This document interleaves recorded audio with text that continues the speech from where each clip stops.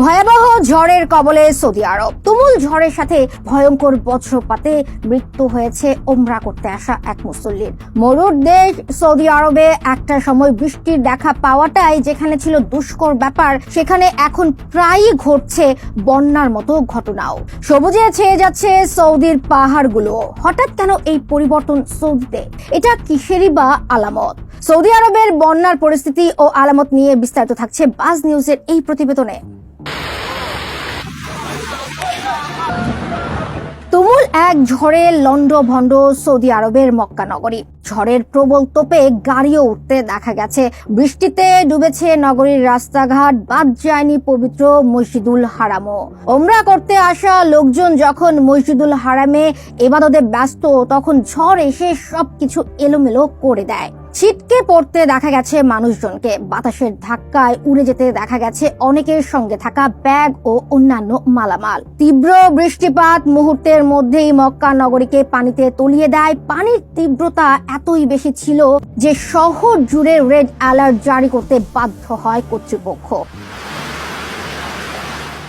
বৃষ্টিতে সৃষ্ট বন্যার পানিতে অনেক জায়গায় সাধারণ মানুষের গাড়ি ডুবে গেছে, অনেক জায়গায় রাস্তাঘাটও বন্ধ হয়ে গেছে। মৃত্যু হয়েছে ওমরা করতে আসা এক মুসল্লির। প্রতিকূল আবহাওয়ার কারণে বন্ধ ঘোষণা করা হয়েছে সব স্কুল। আগামী 48 ঘন্টাতেও একই পরিস্থিতি থাকবে দেশটিতে।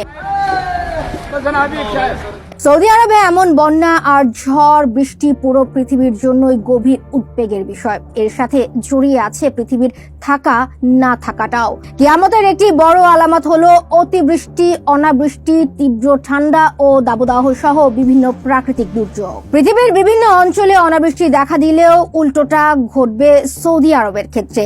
বেড়ে যাবে বৃষ্টিপাত, বন্যার কবলে পড়ে বিপর্যস্ত হবে আরব অঞ্চল। পানির ছোঁয়ায় শুষ্ক মরুভূমি হয়ে যাবে সবুজ অরণ্য।